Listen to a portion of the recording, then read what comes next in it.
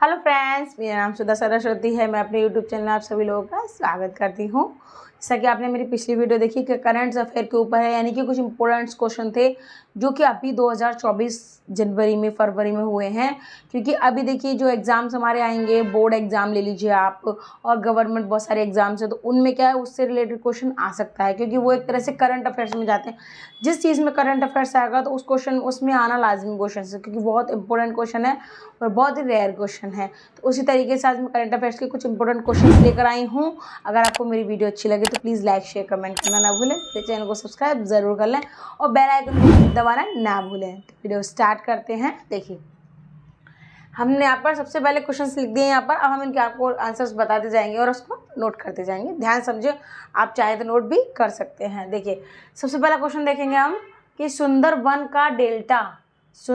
का डेल्टा कौन सी नदी बनाती है। यानी सुंदरबन, आपने देखो सुंदरबन का नाम सुना होगा। ये क्वेश्चन आपने देखा होगा कि ये क्वेश्चन कई बार एग्जाम्स में आया भी है कि सुंदरबन का डेल्टा कौन सी नदी बनाती है। तो उसका डेल्टा कौन सी नदी बनाती है? आपकी गंगा नदी। कौन सी नदी? गंगा नदी। ठीक है।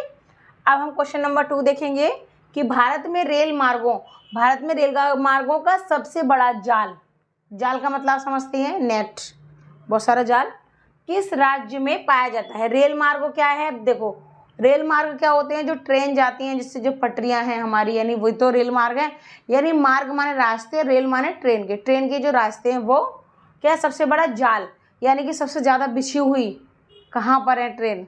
ट्रेन की पटरियाँ कहाँ पर सबसे ज़्यादा बिछी हुई हैं? क्वेश्चन का मतलब यही है। तो हमको क्या बताना है इसमें कि भारत में रेल मार्गों का सबसे बड़ा जाल किस राज्य में? तो किस राज्य में है? उत्तर प्रदेश में है। किस में है? उत्तर प्रदेश। आप यूपी भी कह सकते हैं, यूपी इसका शॉर्ट नेम है। ठीक है। अब हम आएंगे क्वेश्चन नंबर 3 पे। तो क्वेश्चन नंबर 3 आपका क्या बोल रहा है कि एंडीज पर्वतमाला सबसे ऊंची चोटी, यानी दक्षिण भारत में सबसे ऊंची चोटी का क्या नाम है? ध्यान समझेंगे कि एंडीज पर्वतमाला है, जो एंडीज में पर्वतमाला है वहाँ पर सबसे ऊंची चोटी है जो दक्षिण भारत में। तो क्या है कि उसका नाम आपको बताना। ध्यान समझेंगे इसका। तो उसका नाम क्या? देखिए, उसका नाम क्या है?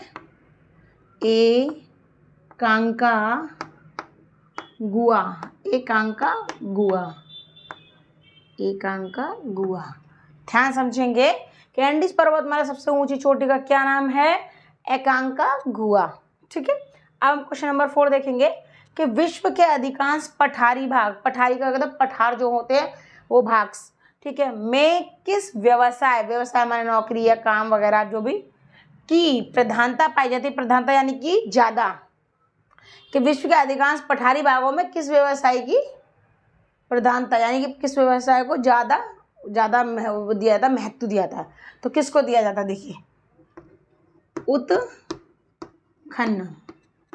उत्खनन को दिया जाता है। ध्यान समझेंगे इस चीज को कि उत्खनन को दिया था। पठारी भागों में सबसे ज्यादा व्यवसाय का प्रधान उत्खनन है। ठीक है। अब क्वेश्चन नंबर 5 आएंगे हम कि मेसेटा का पठार कहाँ स्थित है? मेसेटा एक जगह है, जैसे कि आप पठार का मतलब समझ लीजिए, जैसे आपके जो सूखे पहाड़ होते हैं, सूखे मिट्टी के जो ढेल जैसे हम लोग बोलते हैं ना, मिट्टी के चट्टे बने हुए इस तरीके से होते हैं। तो वो क्या है, क्या कहते हैं? मिट्टी के पठार है। पठार तो फिर ऊंचे ऊंचे होते हैं। ठीक है। तो अब उसमें क्या दे रहा है कि मेसेटा का पठार कहाँ स्थित है? तो कहाँ स्थित है? आपका स्पेन और पुर्तगाल में। कहाँ है? देखिए, स्पेन और पुर्तगाल में। ठीक है। अब हम क्वेश्चन नंबर 6 देखते हैं।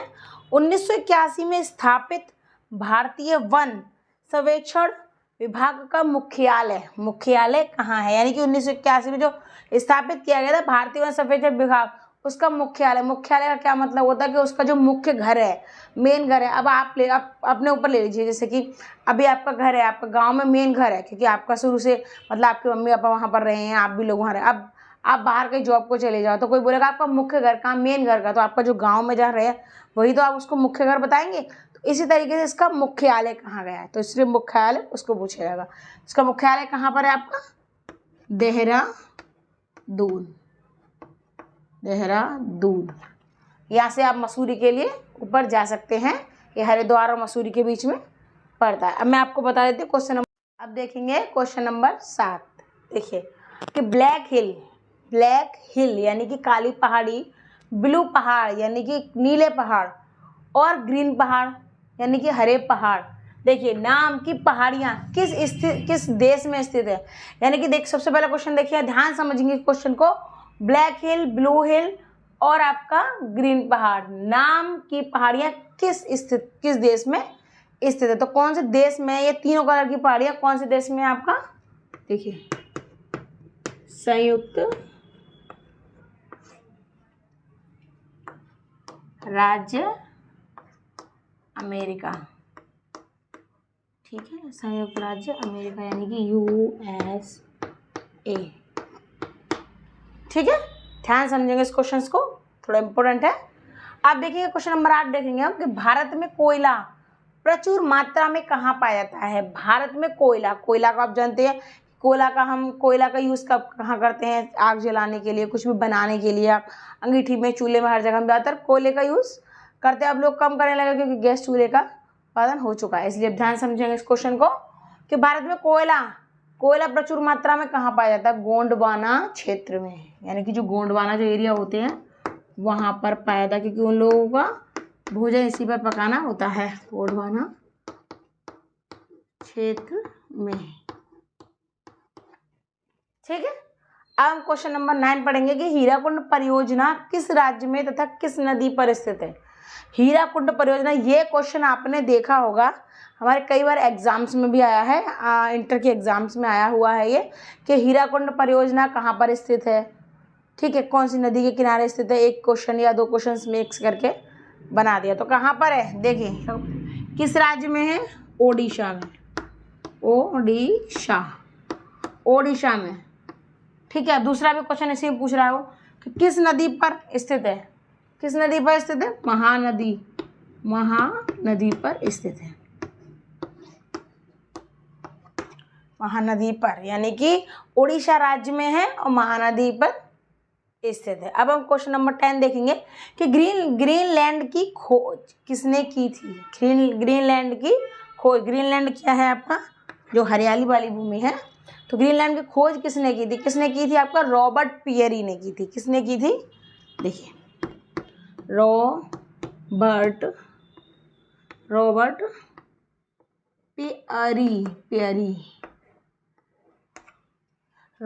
पियरी ने की थी ग्रीनलैंड की खोज। क्वेश्चन नंबर 11 देखेंगे, किस दिन पृथ्वी से सूर्य की दूरी न्यूनतम होती है, यानी कि पृथ्वी और सूर्य में दूरी कम होती है, यानी कि बहुत कम होती है। सबसे कम कब होती है आपका, 3 जनवरी को। कब होती है आपकी, 3 जनवरी को, देखिए 3 जनवरी को, यानी कि कहते हैं ना कि पृथ्वी से सूर्य की दूरी कब सबसे कम होती है, 3 जनवरी को। आपको ये याद रखना है क्योंकि ये इंपॉर्टेंट है आपका, ज़्यादातर आपका पर्यावरण में और साइंस में कभी भी क्वेश्चन आ सकता है। अगर आपको मेरी वीडियो पसंद आए तो प्लीज़ लाइक शेयर कमेंट करना ना भूलें, मेरे चैनल को सब्सक्राइब ज़रूर कर लें। धन्यवाद।